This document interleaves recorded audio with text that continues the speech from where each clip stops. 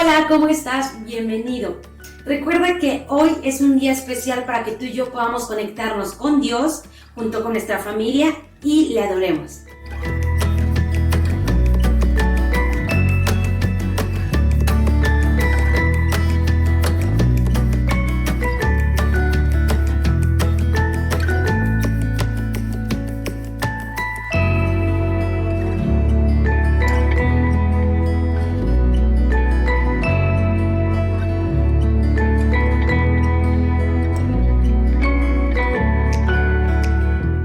Buenas noches, iglesia, qué bueno es tenerte un miércoles más. Vamos a reunirnos, vamos a levantar nuestras manos, levántate ahí de donde estás y vamos a orar y pedirle al Espíritu Santo que tome su lugar. Espíritu Santo, ven, sé muy bienvenido a este lugar, sé bienvenido a nuestra casa, sé bienvenido a nuestra familia. Espíritu Santo, ven. Gracias, tú estás aquí, tú estás aquí.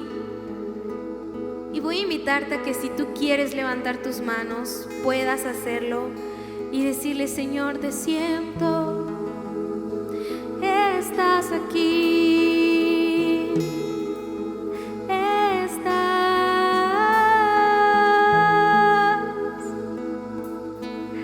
Vamos ahí, disfruta la presencia del Espíritu Santo. Santo es, tan sublime,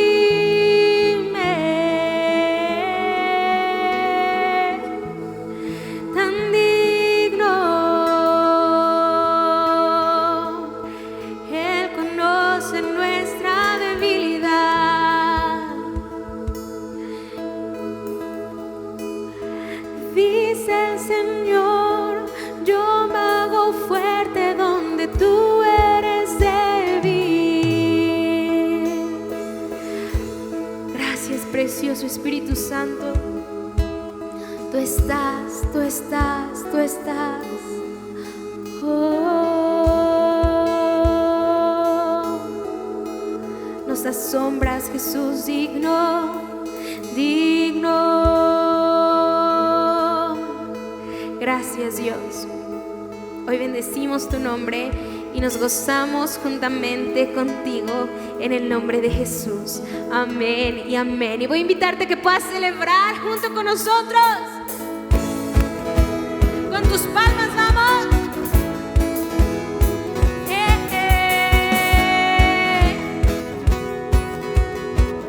Vamos. Eres paz y esperanza cuando hay tormenta, y tu luz siempre brilla en mi oscuridad. Solo di tu palabra y lo muerto otra vez vivirá. Todo cambia, todo cambia, todo cambia con tu amor. Vamos, todo cambia con tu amor. Listos, Jesús.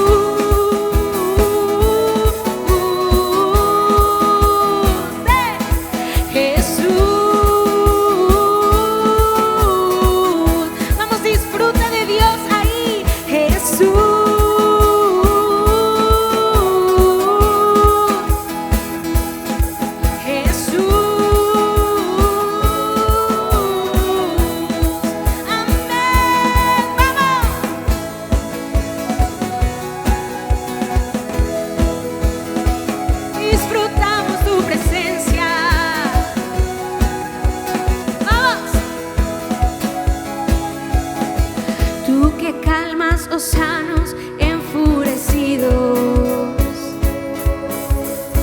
con tu sola presencia silencias naciones, Jesús. Solo di tu palabra y lo muerto otra vez vivirá. Todo cambia con tu amor. Tú das color, todo cambia con tu amor. Menciona su nombre, Jesús.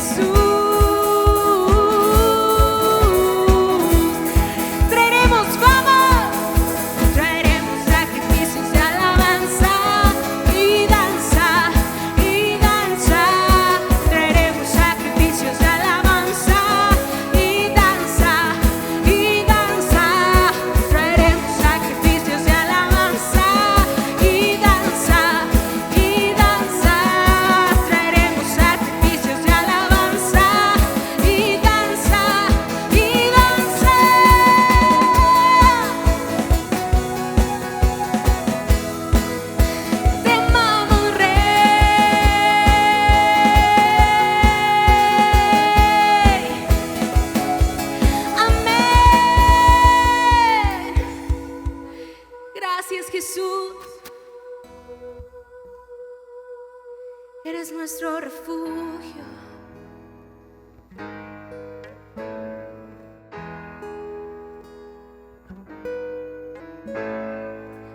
Eres nuestro refugio.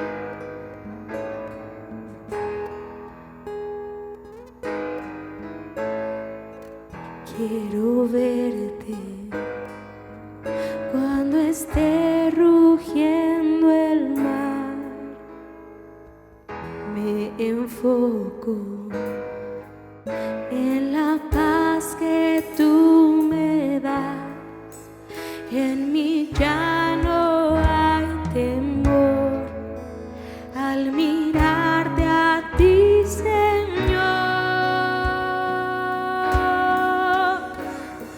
Tómame, inunda mis ojos con majestad. Dios sobreabunda hasta que todo lo que quiera ver seas tú, únicamente a ti.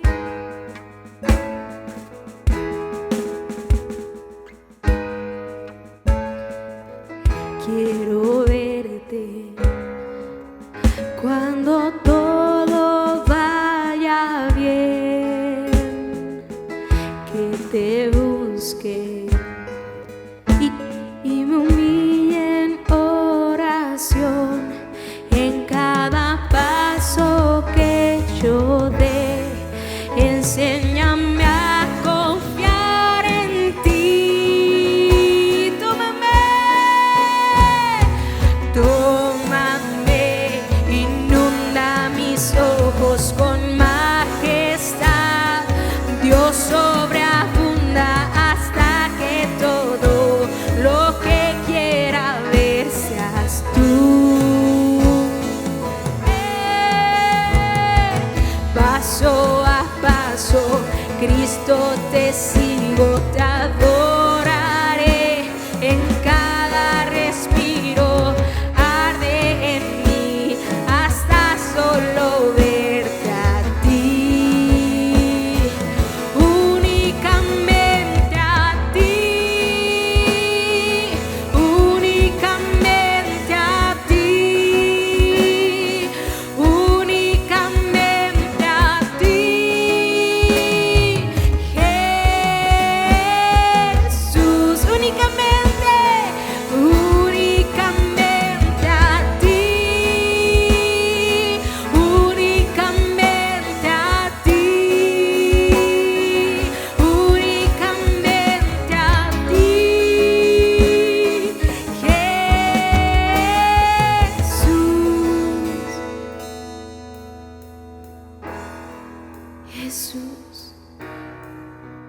Vamos, ahí en tu lugar, dile: Jesús, quiero verte. Quiero verte, amado Jesús, quiero verte. Levanta tus manos y dile: Señor, te anhelo, te necesito tanto, Jesús. Hazte real en mi vida, Jesús. Tú eres nuestra realidad, tú eres nuestra esperanza.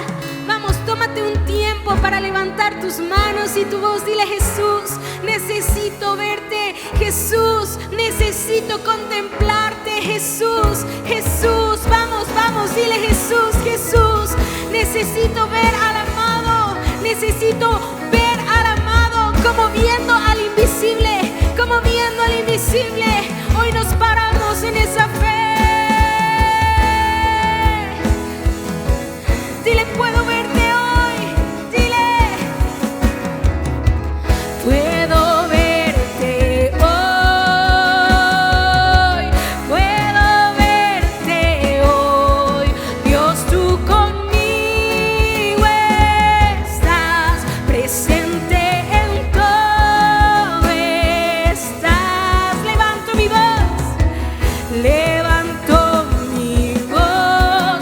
Voy a servirte a ti, Señor. Cristo, te quiero ver en todo mi Jesús. Tómame, inunda mis ojos con majestad. Dios sobreabunda hasta que todo lo que quiera ver seas tú. Paso a paso,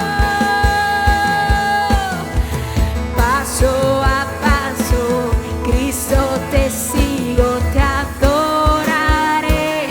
En cada respiro arde en mí hasta solo verte a ti, únicamente a ti, únicamente a ti, únicamente a ti, Jesús, únicamente a ti, únicamente a ti, únicamente a ti, Jesús. Dios, tú eres nuestra realidad. Vamos, un momento más, levanta tus manos y dile: Jesús, tú eres todo para mí. En ti lo tenemos todo. Gracias, Dios. Bendecimos tu nombre. Amén y amén. Bienvenido a Anuncio Amistad. ¿Qué crees? Ya puedes pasar a nuestras instalaciones para adquirir tu TCD. Te invitamos a que sigas conectándote a los grupos de lectura, que son todos los lunes 7:30 p.m. para que sigas creciendo. Agarra tu libreta y anota todo lo que Dios tenga que decir.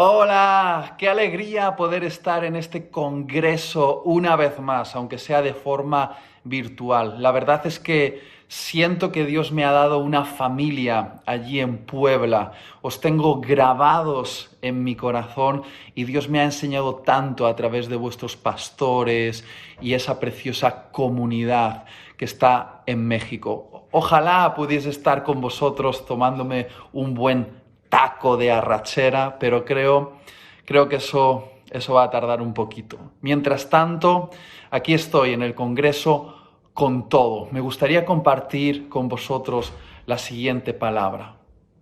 Al comenzar la cuarentena y verme encerrado en casa de forma inevitable, rápidamente me di cuenta de que este podía ser un tiempo de oportunidad para tener un encuentro cara a cara con Dios.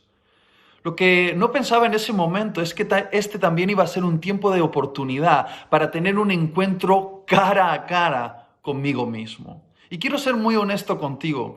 Lo que he descubierto en ese encuentro cara a cara conmigo mismo no me ha gustado. Descubrí que había algunos asuntos en mi alma y en mi forma de vida que tenían que ser corregidos. Y al principio me sentí un poquito frustrado por la situación. Lo que esperaba que fuese un encuentro idílico con mi Señor, de repente se convirtió en una especie de encuentro con las cosas más turbias, sucias o desordenadas de mi propio corazón.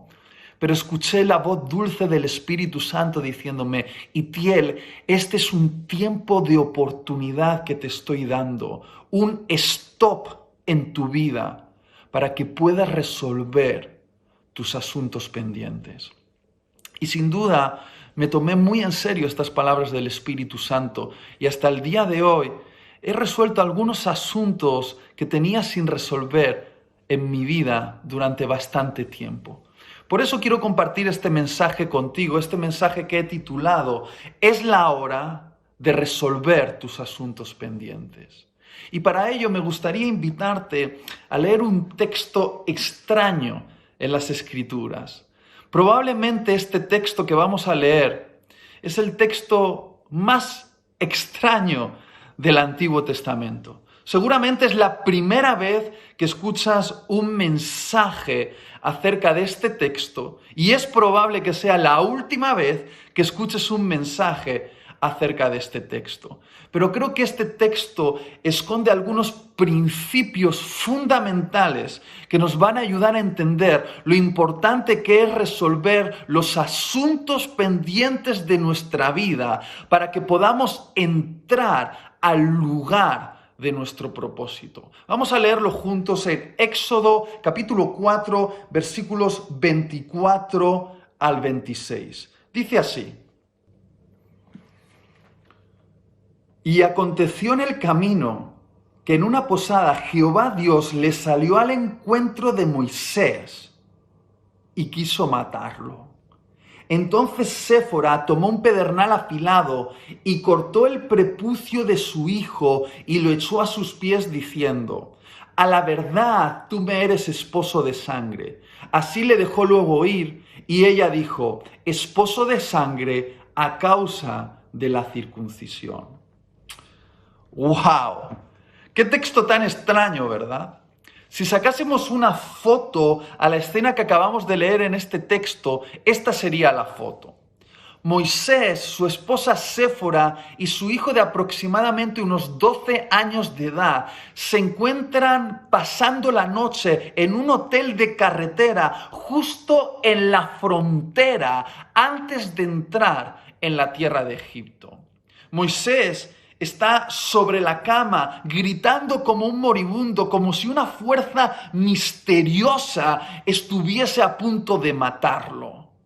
Séfora tiene un cuchillo afilado en la mano y en la otra mano tiene un trozo de carne sangrante. El niño está en el suelo retorciéndose mientras se agarra la entrepierna y grita ¡ah! Sangre por todas partes en la habitación. Casi parece una película de terror, ¿verdad? Pero no lo es. Es un acontecimiento real que está relatado en las Escrituras, que ocurrió justo en la frontera de Egipto, antes de que Moisés entrase al lugar de su llamado, antes de que Moisés entrase al cumplimiento de su destino como libertador del pueblo de Dios. Para entender lo que estaba ocurriendo en esa habitación, tenemos que ponernos en contexto, porque el contexto siempre es importante. Para ello tenemos que retroceder 80 años antes de ese acontecimiento, justo al día del nacimiento de Moisés. Ese bebé judío que nació en tierra de los egipcios. Ya desde el momento de su nacimiento, Moisés era un condenado a muerte. El faraón había firmado un edicto para que todo niño judío fuese asesinado. Pero dice la historia que cuando la mamá de Moisés vio el rostro de ese bebé, pudo percibir el llamado de Dios sobre Moisés y puso en riesgo su propia vida para salvar la vida de ese niñito. Se acercó al río Nilo y puso al niño en un cesto y dejó que ese cesto fuese llevado por las aguas del río. Pero en realidad no eran las aguas quien llevaban ese cesto hacia su destino, era la mano de Dios que llevó a Moisés justo hasta ese lugar donde la hija del faraón hacía sus labores. Cuando la hija del faraón vio a ese bebé, algo dentro de su corazón se conmovió y quiso adoptarlo como suyo. Y literalmente ese niñito judío fue criado en el palacio del faraón egipcio. Y durante 40 años Moisés recibió la educación egipcia, que era la educación más alta y desarrollada de la época. Fue educado en todas las artes y ciencias egipcias. Fue educado para convertirse en un príncipe egipcio.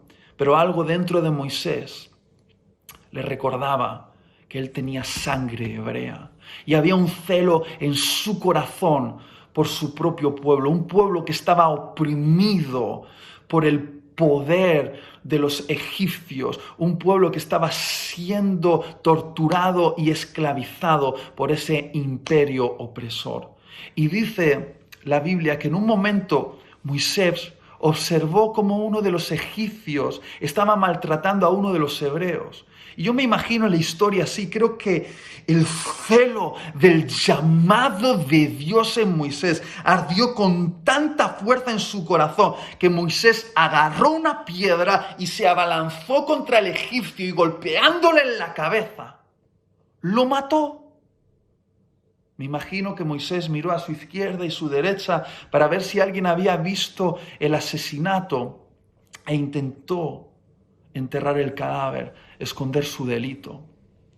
Finalmente, como era de esperar, Moisés fue descubierto y Moisés tuvo que huir como un proscrito de la tierra de Egipto. Y quiero hacer un paréntesis aquí porque creo que hay un principio muy importante que no debemos olvidar y es el siguiente: el fin no justifica los medios.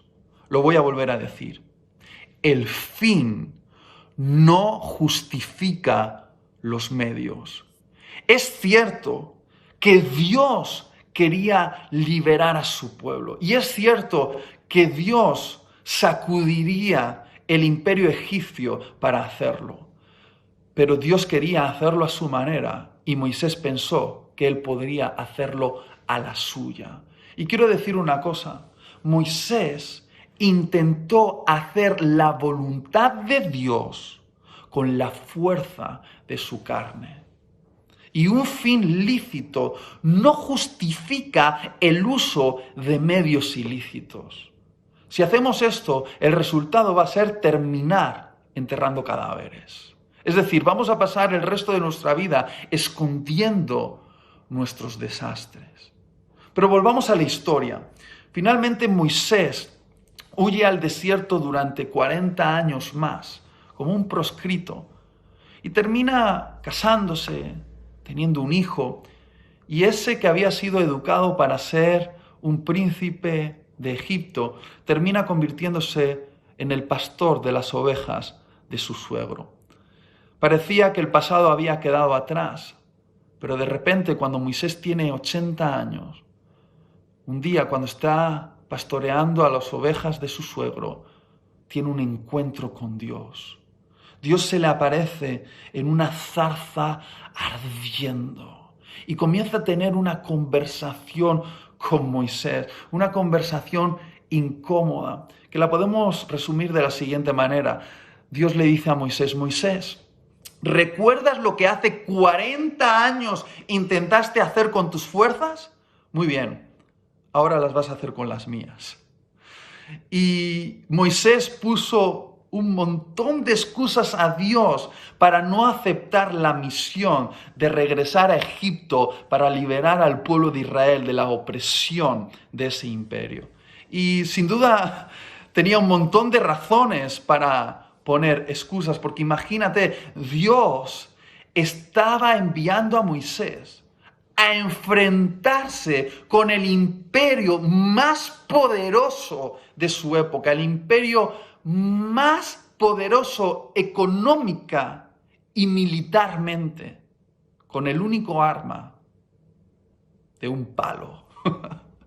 Un palo en las manos de Moisés era el arma con el cual Moisés iba a enfrentarse a todo un imperio. Una locura. Sin embargo, de esa conversación entre Dios y Moisés aprendemos algo: que si discutes con Dios, siempre sales perdiendo. Él es muy persuasivo.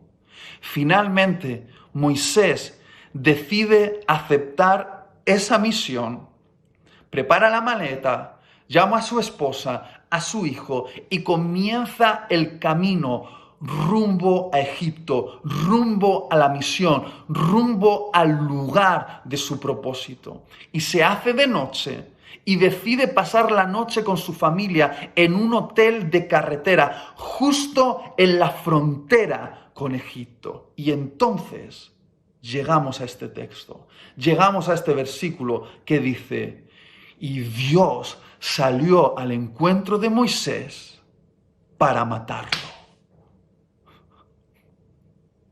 ¿Quién lo entiende?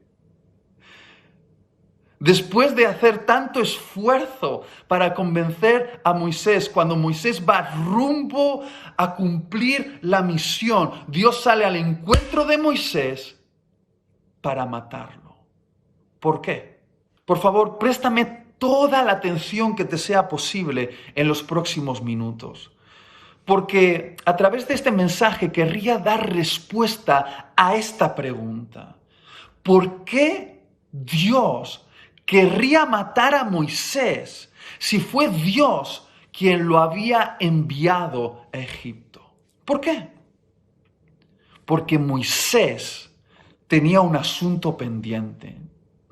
Moisés tenía un asunto sin resolver, un asunto importante que Moisés conocía, pero que durante años había intentado ignorar. Un asunto que durante décadas parecía haber pasado inadvertido para Dios, como si Dios no le hubiese dado importancia, pero que justo en la frontera, cuando Moisés está a punto de entrar al lugar de su llamado, ese asunto se vuelve tan determinante para Dios, que Dios está dispuesto a abortar la misión por esa causa.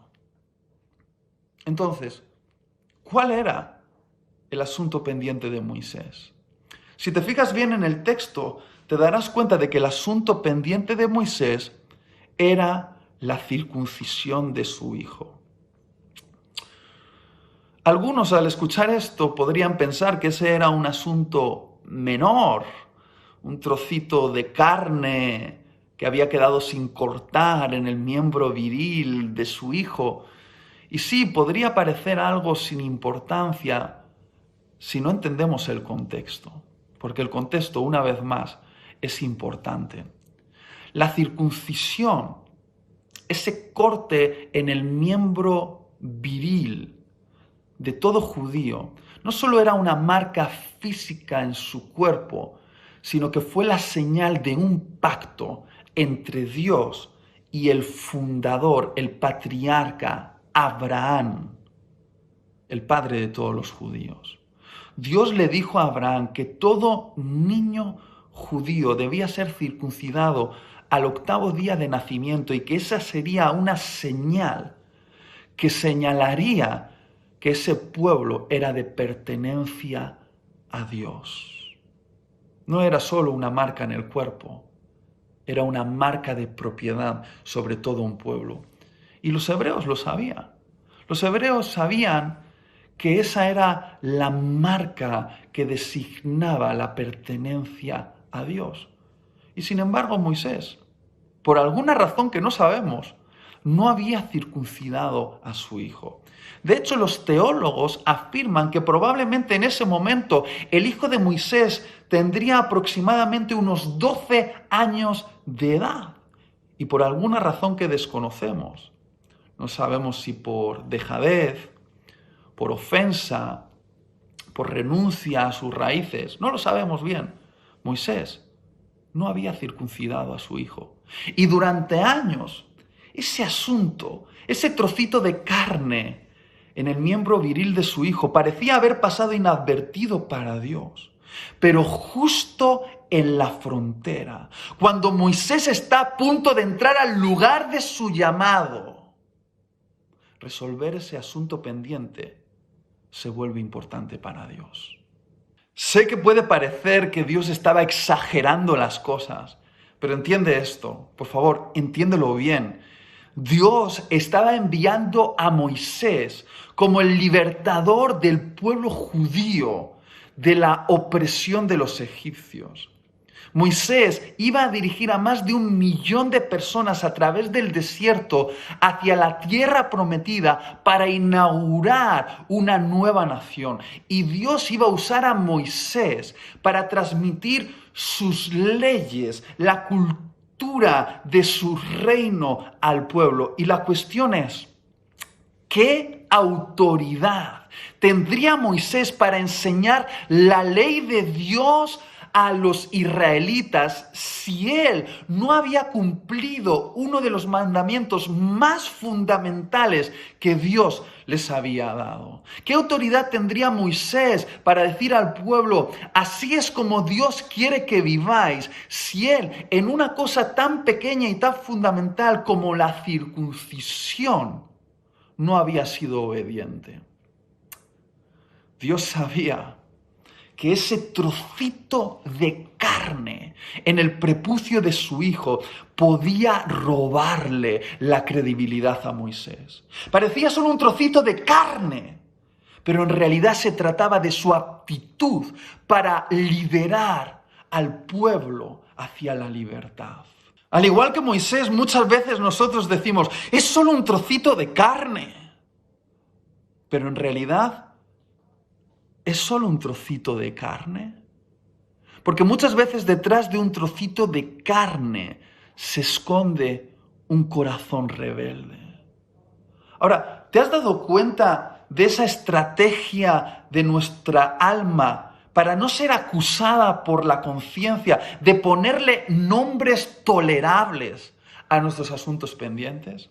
Muchas veces me he encontrado a jóvenes diciéndome, Itiel, es que a mí me cuesta levantarme por la mañana y terminar mis tareas y entregarlas a tiempo porque tengo problemas con mi disciplina.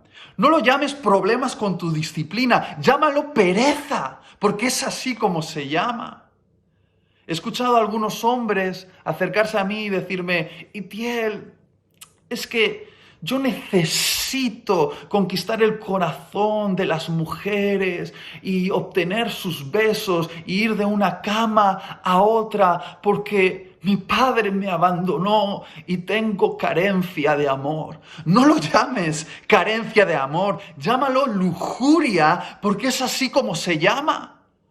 He escuchado también a algunas mujeres decir, es que cuando pierdo el control, agarro los platos, la vajilla en casa y la empiezo a estampar contra el suelo o la lanzo contra la gente en la casa porque tengo un carácter fuerte. ¡Ey! No lo llames carácter fuerte, llámalo ira, porque es así como se llama. ¿Qué estrategia la de nuestra alma? La de cambiar nuestros asuntos pendientes, cambiándoles el nombre para hacerlos más tolerables.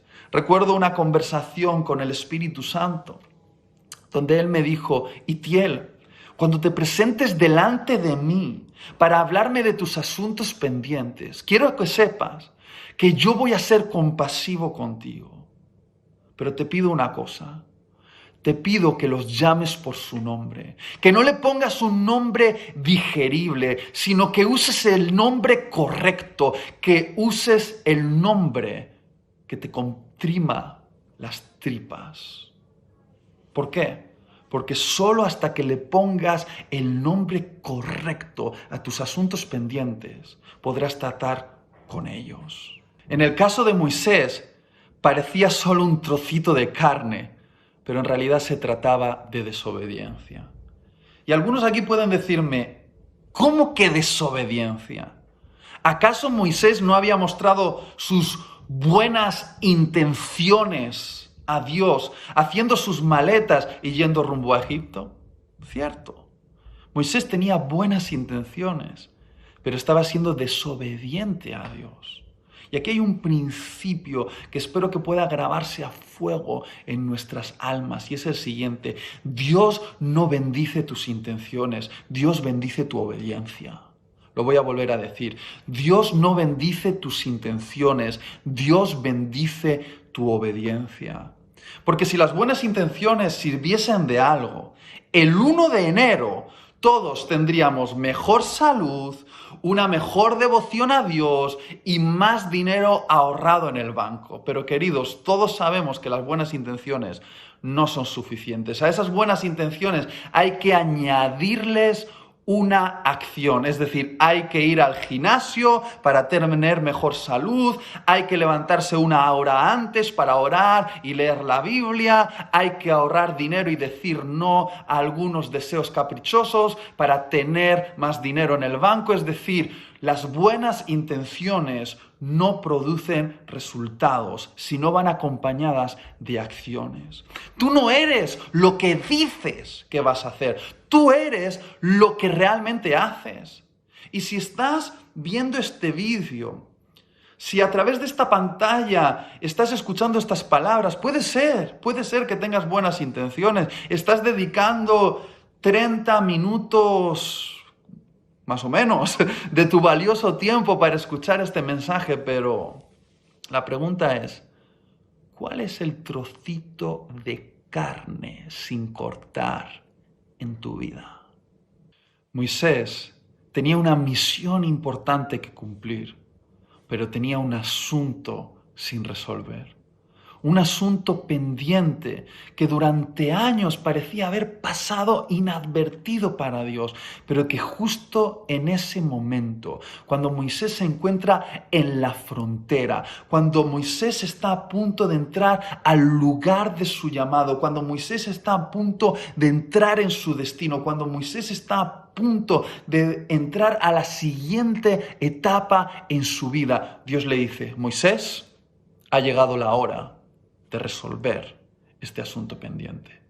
Y aquí está el principio que deseo compartir contigo a través de este mensaje. Si no puedes recordar mucho de lo que he dicho, pero recuerdas esto, creo que será suficiente. Y es lo siguiente: los asuntos pendientes en tu vida se vuelven en tu mayor freno para alcanzar tu propósito, porque Dios no te permitirá avanzar de esta etapa en la que te encuentras a la siguiente etapa en tu vida hasta que no resuelvas los asuntos pendientes de tu etapa presente. Es decir, tus asuntos pendientes te bloquean, te anclan, te estancan. Es decir, tus asuntos pendientes te dejan parado, retenido en la frontera de tu llamado. No te dejan avanzar a la siguiente etapa en tu vida espiritual, o en tu vida laboral, o en tu vida familiar, o en tu vida relacional. La diferencia entre aquel que entra en su destino o se queda en la frontera es esta: resolver los asuntos pendientes. Lo sé, Enfrentarse a los asuntos pendientes cuesta muchísimo, pero el precio que pagamos al no enfrentarnos a esos asuntos pendientes es mucho mayor. Es el precio de convertirnos en un casi. Y no hay nada peor que el llegar al final de tu vida con un casi. Casi me caso con la mujer de mis sueños, pero no tuve el valor de expresarle mis sentimientos, porque tenía miedo que me dijese que no, tenía miedo que me rechazase. Casi llego a trabajar en el trabajo soñado, pero no me arriesgué a dejar la seguridad económica que me daba este otro trabajo y emprender un camino hacia lo desconocido. Casi hago algo memorable para Dios, pero me venció lo urgente o la apatía o la insensatez. Casi. Tus asuntos pendientes pueden hacer que en el epitafio de tu tumba quede escrito casi.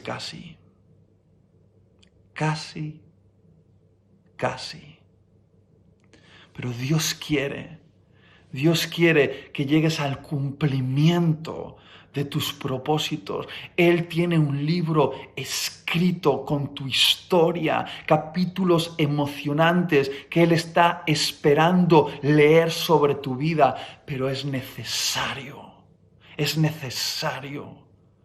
resolver esos asuntos pendientes. De hecho, voy a confesarme, durante muchos años yo fui un casi ingeniero. Los que me conocen saben que de los 20 a los 24 años yo estudié una carrera universitaria de ingeniería informática. Y durante esos años fui bastante responsable y llevé la carrera al día en las asignaturas y los exámenes, pero al cumplir 24 años, cuando solo me quedaba la tesis, o lo que en España conocemos como el proyecto de fin de carrera, viendo que mi boda con Damaris estaba a unos meses vista y que se me estaba dando la oportunidad para dedicarme a tiempo completo al ministerio, yo tomé una decisión. Yo les dije a mis papás y a mi esposa que iba a dedicarme a estas oportunidades que tenía por delante y que iba a dejar el proyecto de fin de carrera aparcado durante unos meses, pero que al poner en orden todo lo demás, terminaría ese proyecto. Sin embargo, los años pasaron, y tan inmerso en la urgencia del ministerio, me olvidé del proyecto de fin de carrera. Hasta que de repente, un día, mi esposa sacó el cuchillo y me dijo: tráeme ese título a casa. Estoy exagerando, no sacó el cuchillo, pero con una mirada fue suficiente. Ella me dijo: Itiel, prometiste que ibas a traer ese título a casa, que ibas a terminar lo que empezaste y no lo has hecho todavía. Y quiero ser muy honesto contigo. Lo que menos me apetecía en ese momento, cuando yo estaba inmerso en mi verdadera pasión, la pasión de predicar y la pastoral juvenil, lo que menos me apetecía era meterme en una biblioteca a estudiar y a preparar el proyecto de fin de carrera. Pero entendí que debía hacerlo.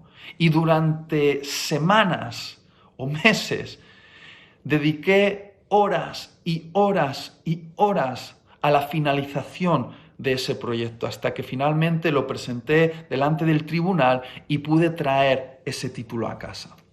Y quizá alguno que me está escuchando ahora puede decir: ¿y qué? ¿De qué te sirvió traer el título de ingeniero informático a casa si nunca has ejercido de ingeniero? Es cierto. Pero ese título colgado en la pared de mi casa es un mensaje que habla de mí, que dice que yo termino lo que empiezo. Y Dios sabía Dios sabía que terminar lo que empiezo iba a ser importante en mi vida, que eso me iba a dar autoridad, que tener ese título en casa me iba a dar autoridad para hablar delante de auditorios, con personas mucho más inteligentes que yo, con carreras universitarias mucho más, perfiles profesionales mucho más elevados que el mío. Y si yo al presentarme les iba a decir que era un casi ingeniero, ¿qué autoridad iba a tener yo para hablar a esas personas si no había sido responsable en una tarea tan insignificante como la de traer un título a casa? ¿Cómo les iba a hablar acerca de cómo deben vivir sus vidas según el diseño de Dios? Dios sabía que no tener ese título me iba a hacer perder autoridad. Era un asunto pendiente. Y ese asunto pendiente era importante para los propósitos de Dios en mi vida. Estoy seguro de ello. Ahora, mi pregunta para ti es, ¿cuál es tu asunto pendiente? Quizá, al igual que en mi caso, sea terminar una carrera que comenzaste hace unos años atrás, o sea emprender un negocio, o sea declarar tu amor a una persona que amas, o cortar una relación tóxica en tu vida, o pedir perdón a alguien a quien ofendiste, o perdonar ya de una vez a esa persona que te ofendió, o decir a Dios que vas en serio y realmente ir en serio. Quizás sea bautizarte, quizás sea tomar mayor responsabilidad en tu iglesia local, quizás sea convertirte en un esposo que muestra cariño a su esposa, quizás sea el convertirte en una esposa que sabe honrar a su esposo, quizás sea convertirte en un hijo o en una hija obediente, quizás sea pasar más tiempo con tus hijos. No sé cuál es tu asunto pendiente, pero deja de procrastinar. Es curioso que nuestra generación tenga una palabra, por cierto, bastante difícil de pronunciar, para definir ese síndrome que todos nosotros tenemos de postergar las tareas pendientes. Me estoy refiriendo a la palabra procrastinación. Ahora, ¿qué significa procrastinar? Procrastinar significa postergar tareas importantes por otras que nos resultan más gratificantes, pero que son irrelevantes. Yo lo resumo así. Procrastinar es sacrificar lo importante sobre el altar de lo gratificante. Y todos tenemos algunos ejemplos en nuestra vida de procrastinación. Procrastinación que a veces se sale de nuestro control. ¿Cuántos nos hemos sentado en una mesa sabiendo que teníamos que preparar un informe importante para nuestro trabajo y hemos terminado navegando por YouTube, terminando viendo una serie de vídeos de cómo hablar con los chimpancés, ¿verdad? ¿O cuántas veces sabías que tenías que enfrentar un asunto importante o hacer un trabajo o, en mi caso, preparar una predicación, pero antes voy a hacerme un café? Y luego me voy a quitar este pelo de la nariz. Y después me voy a cepillar los dientes. Y luego voy a ordenar las camisas por colores. Y si todavía tengo tiempo, quizá ordeno los libros de mi estantería por orden alfabético. La procrastinación. Y voy a ser muy claro contigo, y creo que lo sabes. Procrastinar forma parte de la naturaleza humana. Todos nosotros necesitamos procrastinar. Me atrevo a decir que cierta dosis de procrastinación es saludable para nuestro cerebro.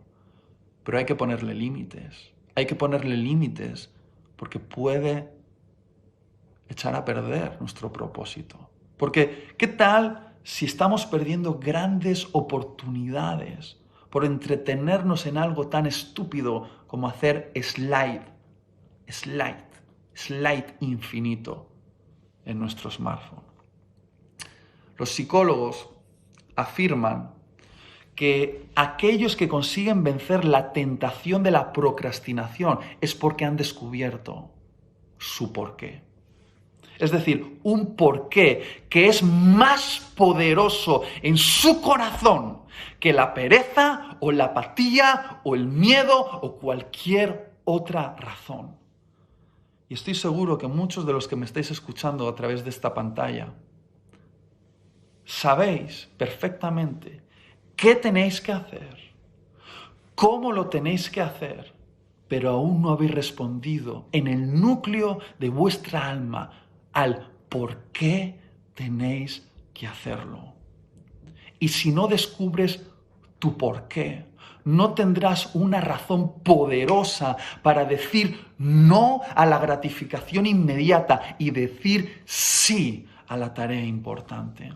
Y quiero terminar este mensaje desafiándote a que encuentres tu porqué, que le preguntes al Espíritu Santo cuál es tu porqué. Moisés tenía un porqué y tú tienes un porqué. Por favor, escúchame. Me gustaría estar ahí contigo, cara a cara, agarrarte de los hombros y mirarte a los ojos para rogarte que encuentres tu porqué. Pero esta pantalla nos separa, pero yo sé que el Espíritu Santo es el que está cara a cara contigo y está moviendo tu corazón y te está susurrando en las profundidades de tu alma. Es hora de determinar tu porqué.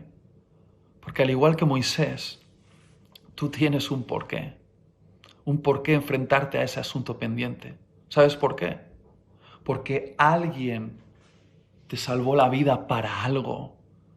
Quizá al igual que Moisés, cuya madre estuvo dispuesta a poner en riesgo su vida para salvar la vida de ese bebé, hubo una madre o una abuela que oró por ti durante años para salvarte la vida, que intercedió a tu favor, que ayunó por ti para que tu vida fuese salvada de ese desastre en el cual estabas metido o metida. Y si no fuese el caso, quiero decirte que a pesar de eso, sí que hubo alguien que intercedió a tu favor para salvarte la vida, clavado en una cruz, sufriendo dolor y vergüenza para salvar tu vida de la muerte. Me estoy refiriendo a Jesús.